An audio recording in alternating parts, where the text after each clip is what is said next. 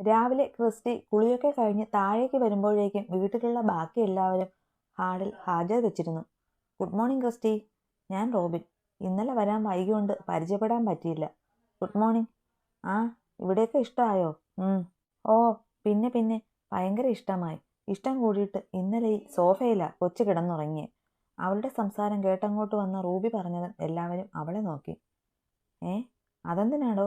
റോണി അവളുടെ അരികിലേക്ക് വന്നുകൊണ്ട് ചോദിച്ചു. ഒന്നുമില്ല, സ്ഥലം മാറി കിടന്നിട്ടാവും ഉറക്കം വന്നില്ല. ആഹാ, അത്രയുള്ളോ കാര്യം? താൻ എന്ത് മണ്ടൂസാടോ? എന്നാ പിന്നെ തൊട്ടപ്പുറത്തെ മുറിയിലോട്ട് വന്നെന്നെ വിളിച്ചൂടെ? ഞാൻ കമ്പനി തരത്തില്ലായിരുന്നു. ഞാനോർത്തു ശല്യം ചെയ്യണ്ടല്ലെന്ന്. ഇവിടെ ആർക്കും അങ്ങനത്തെ പ്രശ്നമൊന്നുമില്ലടോ. ഞങ്ങളൊക്കെ തമ്മിൽ അലച്ചും വിളിച്ചുമൊക്കെ നടക്കുന്നവരാ. അതിനിടയിൽ ആർക്കും ശല്യമാകുമെന്നൊന്നും ഞങ്ങൾ കരുതാറില്ല. അതുകൊണ്ട് തനിക്കാ പേടിയൊന്നും വേണ്ട കേട്ടോ. റോണ അവളെ ചേർത്ത് പിടിച്ചുകൊണ്ട് പറഞ്ഞതും എല്ലാവരും ചിരിച്ചു. ആ, എടാ പിള്ളേരെ, അപ്പോൾ മനസ്സമ്മതത്തിൻ്റെ കാര്യം എങ്ങനെയാ?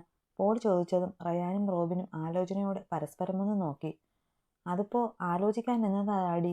എല്ലാവരുടെയും സൗകര്യം നോക്കി ഒരു ദിവസം ഫിക്സ് ചെയ്യാം, അല്ലാതെ എന്തുവാ? അല്ലയോ ഇച്ചായ? അതേ ഡാഡി. റോബിനും റയാനെ അനുകൂലിച്ചു പറഞ്ഞു. ആരുടെയാ മനസ്സമ്മതം? അവരുടെ സംസാരം കേട്ടു നിൽക്കുന്നതിനിടയിൽ കാര്യമൊന്നും പിടികിട്ടാതെ ക്രിസ്റ്റി റോണയുടെ ചെവി പതിയെ ചോദിച്ചു. അതെന്നാ ചോദ്യമാ കുരുപ്പേ? ഈ കളരിക്കൽ തറവാടിൻ്റെ കണ്ണിലെ ഉണ്ണിയായ ഈ റോണ പോളിൻ്റെ മനസ്സമ്മതത്തിൻ്റെ കാര്യമാ ഈ പറയുന്നത്. ആഹാ, കൺഗ്രാറ്റ്സ്. ഇത്ര നിസ്സാരമായിട്ടൊരു വിഷയം ഒതുക്കേണ്ട കാര്യമല്ലത്. ഇച്ചിരി കഷ്ടപ്പെട്ട് തന്നെ കിട്ടിയതാ മോളൂസെ. തൻ്റെ കൈ പിടിച്ച് വിഷ് ചെയ്ത ക്രിസ്റ്റിയെ നോക്കി കളിയായിട്ടായിരുന്നു പറഞ്ഞതെങ്കിലും നഷ്ടത്തിൻ്റെ വക്കോളം പോയിട്ട് തിരികെ കിട്ടിയ തൻ്റെ പ്രണയത്തിൻ്റെ തിളക്കമുണ്ടായിരുന്നു അവളുടെ മിഴികളിൽ. അതെന്താടോ അങ്ങനെ? സാധാരണ ലവ് മാരേജിലുണ്ടാകുന്ന കൊനിഷ്ടൊക്കെ തന്നെയായിരുന്നു ഇവിടെയും പ്രശ്നം. റയാൻ ചാച്ചൻ ഇച്ചേച്ചിയെ കെട്ടിയത് അവരുടെ വീട്ടിലെ കുഴിത്തുരുമ്പ് വല്യമ്മച്ചിക്ക് പിടിച്ചില്ല. നമ്മുടെ കൂട്ടരല്ലാത്തോണ്ടാ. അതിൻ്റെ പേരിൽ പെണ്ണ് കാണലുണ്ടെന്ന് തന്നെ ഇച്ചിരി ഇടിയും മിന്നലുമൊക്കെ ഉണ്ടായതാ. എൻ്റെ കെട്ടിയോളെ ഏതായാലും വേറെ കെട്ടിക്കുന്നില്ലെന്ന് ചാച്ചനും ഇവിടുത്തെ കൊച്ചുങ്ങളെ തഴഞ്ഞിട്ട് വേറെ ബന്ധം കൂടുന്നില്ലെന്ന് ഡാഡിയും തീർത്ത് പറഞ്ഞതോടെ കാര്യങ്ങൾ ഏകദേശം കലങ്ങിയെന്ന് ഉറപ്പിച്ചതാ.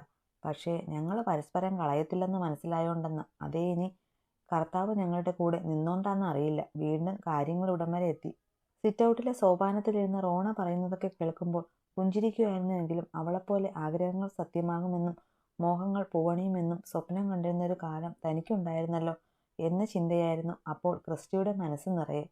സഫലമാകാതെ പോയതിൻ്റെ പ്രണയത്തിൻ്റെ തീക്കനലുകൾ അവളുടെ ഹൃദയപാളികളെ അത്രമേൽ പൊള്ളലേൽപ്പിക്കുന്നുണ്ടായിരുന്നു അപ്പോഴും.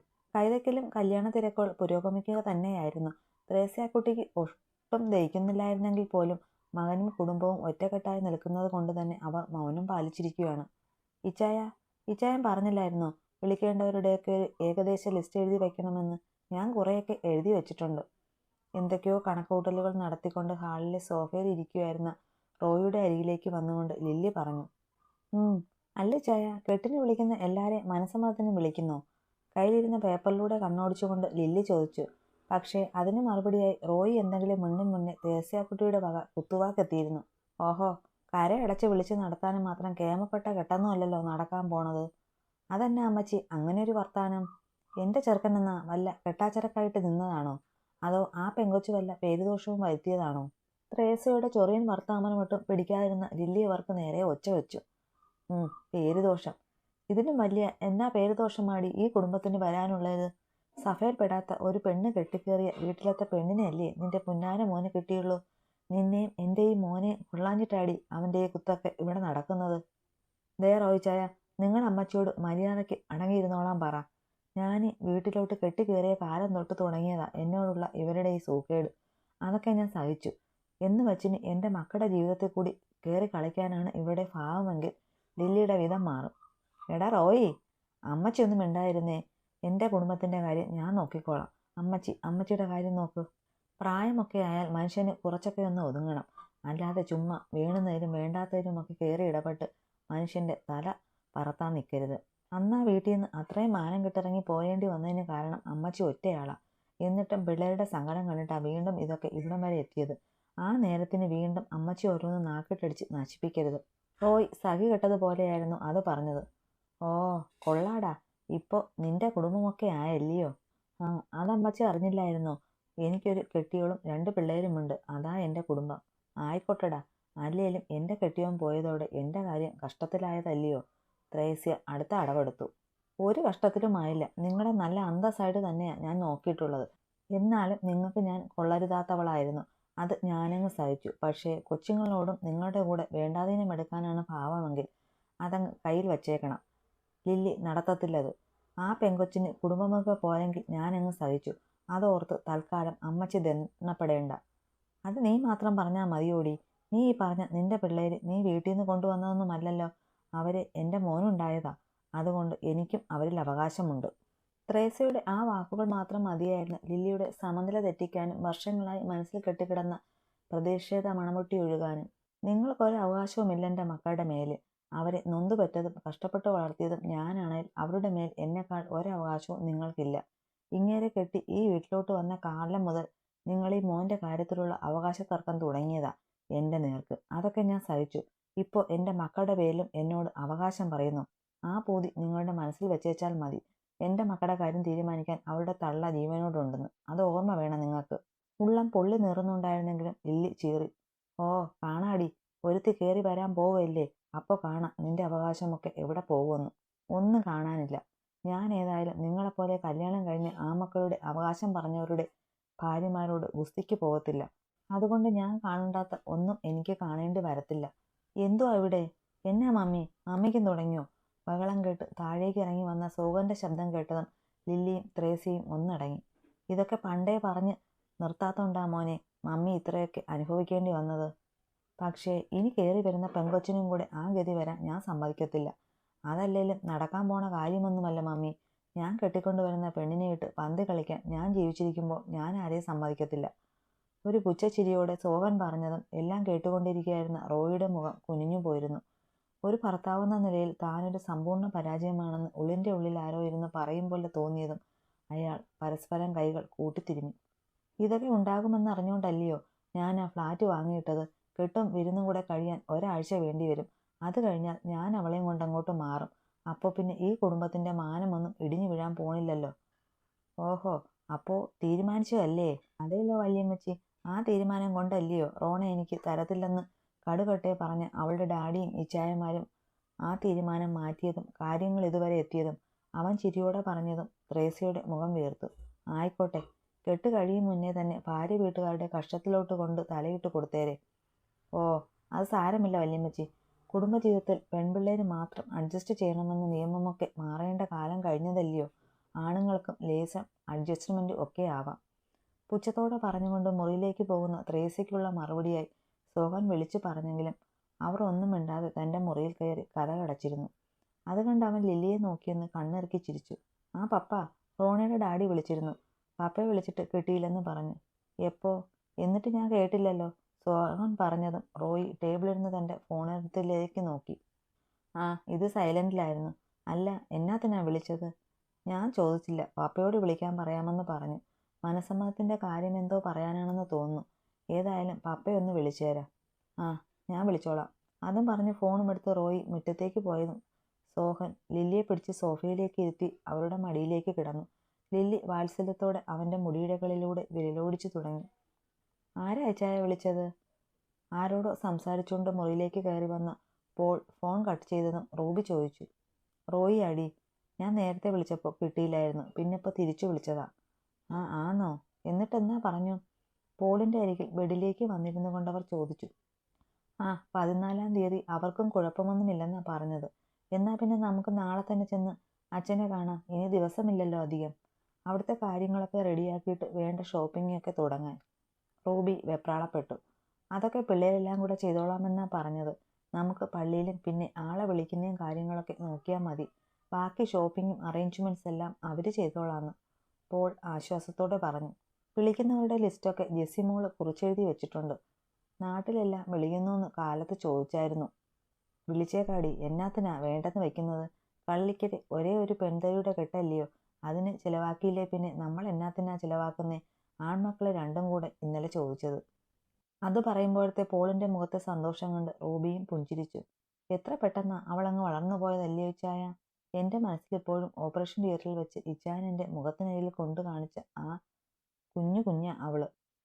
റൂബി ഒരു നിർവൃതിയോടെ പറഞ്ഞതും ആ നിമിഷം കൺമുന്നിൽ കണ്ടതുപോലെ പോളും ചിരിച്ചു. അല്ലേലും കൊച്ചുങ്ങളുടെ വളർച്ചയൊക്കെ പെട്ടെന്നല്ലയോ കൊച്ചേ. നമ്മുടെ റയാനോ, അവനിപ്പോൾ ഒരു കൊച്ചിൻ്റെ അപ്പനായില്ലയോ. എന്നാലും നമ്മുടെ മനസ്സിലാ കുറുമ്പൻ ചെക്കനല്ലയോ അവൻ. അതാ പറയുന്നത്, പിള്ളേരെത്ര വളർന്നാലും അപ്പനും അമ്മയ്ക്കും ഒരു കുഞ്ഞുങ്ങളായിരിക്കുമെന്ന്. ഭാര്യയെ ചേർത്ത് പിടിച്ചുകൊണ്ട് അദ്ദേഹം അത് പറഞ്ഞതും റൂബിയ നെഞ്ചിലേക്ക് ചേർന്നിരുന്നു. പിന്നീടുള്ള ദിവസങ്ങൾക്ക് സാധാരണയിൽ കവിഞ്ഞത് വേഗതയുണ്ടെന്ന് തോന്നിപ്പോയിരുന്നു എല്ലാവർക്കും. കാരണം മനസ്സമ്മത തിരക്കുകൾക്കിടയിൽ ദിനങ്ങൾ പൊരുളുന്നതും ഇരുളുന്നതുമൊന്നും ആരും അറിയുന്നത് പോലുമില്ലായിരുന്നു. അതിനിടയിൽ കൂടി വീട് മോടി പിടിപ്പിക്കലും ആളുകളെ ക്ഷണിക്കലും ഫംഗ്ഷൻ അറേഞ്ച്മെന്റ്സ് നടക്കലും ഷോപ്പിങ്ങും എല്ലാം കടന്നുപോയി. കളരിക്കൽ തറവാടിന്റെ രാജകുമാരിയുടെ മിന്നുകെട്ട് ആഘോഷമാക്കാനുള്ള ഓട്ടത്തിനിടയിലും എല്ലാ മനസ്സുകളും സന്തോഷത്താൽ നിറഞ്ഞിരുന്നു. പക്ഷേ വരാനിരിക്കുന്ന സന്തോഷത്തെ ചേർത്തണയ്ക്കാനുള്ള വ്യഗ്രതയ്ക്കിടയിൽ ആ സന്തോഷത്തിനൊപ്പം വിളിക്കാത്തൊരു അതിഥിയെപ്പോലെ അവർക്കിടയിലേക്ക് പെയ്തിറങ്ങാൻ വെമ്പി നിന്ന ദുരന്തത്തിന്റെ ചൂളം വിളി അവരാരും കേട്ടില്ല. റോണയുടെ മനസ്സമ്മതത്തിന്റെ തലേ ദിവസം തന്നെ കളരിക്കൽ വീട് ബന്ധുക്കളെ കൊണ്ട് നിറഞ്ഞിരുന്നു.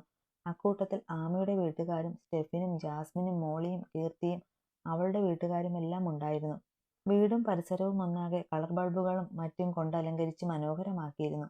എങ്ങോട്ട് തിരിഞ്ഞാലും കാണുന്ന പ്രകാശകിരണങ്ങളും അന്തരീക്ഷത്തിലാകെ അലയടിക്കുന്ന ഹൃദ്യമായ സംഗീതത്തിന്റെ അലകളുമെല്ലാം ചേർന്നപ്പോൾ മൊത്തത്തിലൊരു ആഘോഷരാവ് തന്നെയായിരുന്നു അത്. വീട്ടിലെ ആണുങ്ങളൊക്കെ നാളത്തെ ദിവസത്തിന്റെ തിരക്കുകളിൽ ഓടി നടക്കുമ്പോൾ പെണ്ണുങ്ങളൊക്കെ റോണയ്ക്കൊപ്പമിരുന്ന് മൈലാഞ്ചി അണിയുന്നതിൻ്റെയും സൊറ പറയുന്നതിൻ്റെയും തിരക്കിലായിരുന്നു. അതിഥികൾ പരസ്പരം വിശേഷങ്ങൾ പങ്കുവെക്കുകയും ആഹാരം കഴിക്കുകയും ഒക്കെ ചെയ്തുകൊണ്ടിരുന്നു. ആ തിരക്കിനിലൂടെ അവരിലൊരാളായി ഓടി നടക്കുമ്പോഴും ക്രിസ്റ്റിക്കെന്തോ ആകെ ഒരു വല്ലായ്മ തോന്നുന്നുണ്ടായിരുന്നു. കാരണം കളരിക്കലെ ബന്ധുക്കളെയൊക്കെ ഇവളെ അനന്ന മട്ടിലുള്ള നോട്ടവും പിറുപിറുക്കലും ഒക്കെ അവളെ വല്ലാതെ അസ്വസ്ഥപ്പെടുത്തുന്നുണ്ടായിരുന്നു. ചില പ്രായമായ സ്ത്രീകളൊക്കെ അവളോട് തന്നെ നേരിട്ട് ചോദിക്കുകയും ചെയ്തിരുന്നു. പിന്നെ എപ്പോഴൊക്കെ സഹായത്തിന് ആമിയോ ജെസിയോ റോണയോ ഒക്കെ ഓടി വരുന്നുണ്ടെന്ന് മാത്രമായിരുന്നു അവൾക്കുള്ള ഏക ആശ്വാസം. അല്ലട പോളെ, ഈ പെങ്കൊച്ചേതാ? മുൻപൊന്നും കണ്ടിട്ടില്ലല്ലോ. റോണമോളുടെ കൂട്ടുകാരി വല്ലതുമാണോ? ഇടയ്ക്ക് പോളിനരികിൽ സംസാരിച്ചുകൊണ്ട് നിന്ന ബന്ധത്തിൽപ്പെട്ട ഏതോ ഒരാൾക്ക് ജ്യൂസും കൊണ്ട് ചെന്ന ക്രിസ്റ്റിയെ പിടിച്ചു നിർത്തിയായിരുന്നു അയാളുടെ ചോദ്യം. പെട്ടെന്ന് അങ്ങനെ കേട്ടപ്പോൾ എത്രയൊക്കെ സ്വയം ശക്തിപ്പെടാൻ ശ്രമിച്ചിരുന്നിട്ടും ക്രിസ്റ്റിയാകെ തളർന്നു പോയിരുന്നു. അവളുടെ കണ്ണുകളൊന്ന് നിറഞ്ഞു തൂവാൻ വെമ്പിപ്പോയി. പക്ഷേ പോളിന് കുലുക്കമൊന്നും ഉണ്ടായിരുന്നില്ല. അദ്ദേഹം ചിരിയോടെ ക്രിസ്റ്റിയെ തൻ്റെ അരികിലേക്ക് ചേർത്തു നിർത്തി. ഇത് റൂബിയുടെ വകയിലൊരു അനിയത്തിയുടെ മോളാടോ. അപ്പനും അമ്മയൊക്കെ ഇവിടെ കുഞ്ഞിലേ മരിച്ചതാ.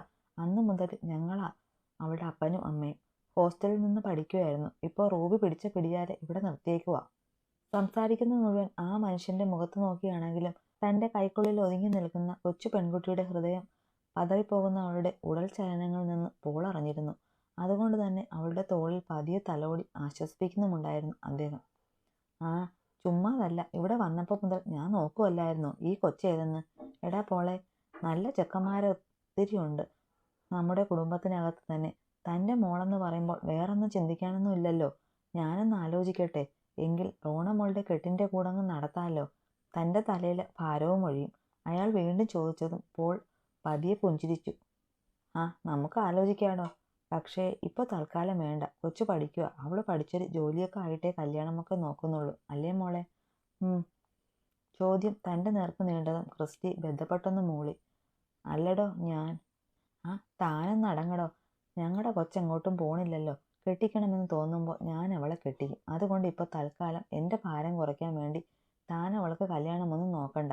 അല്ലേ തന്നെ മക്കൾ എങ്ങനാടോ അപ്പനമ്മമാർക്ക് ഭാരമാകുന്നേ. അതുകൂടിയായപ്പോൾ ആ മനുഷ്യന് മറുപടിയൊന്നും ഉണ്ടായിരുന്നില്ല. അയാൾ വെറുതെ പല്ല് കാണിച്ചവരെ നോക്കി ചിരിച്ചു. മോൾ ഇതൊന്നും കേട്ട് ടെൻഷൻ ആവണ്ട. പഠിപ്പൊക്കെ കഴിഞ്ഞപ്പോൾ കെട്ടണമെന്ന് മോൾക്ക് തോന്നുന്നു അപ്പോഴേ ഡാഡി മോളെ കെട്ടിക്കുന്നുള്ളൂ. മോളകത്തോട്ട് ചെല്ല്. പോളിൻ്റെ അവസാന വാക്കുകൾ ക്രിസ്റ്റിയിലൊരു വിറയൽ പടർത്തിയിരുന്നു. അയാളുടെ ഡാഡി എന്ന പ്രയോഗം അവളെ അത്രമേൽ സ്വാധീനിച്ചിരുന്നു. അത് തിരിച്ചറിഞ്ഞതുപോലെ പോളും അവളുടെ നെറുകയിലൊന്ന് തലോടിയിട്ട് അകത്തേക്ക് പറഞ്ഞു വിട്ടു.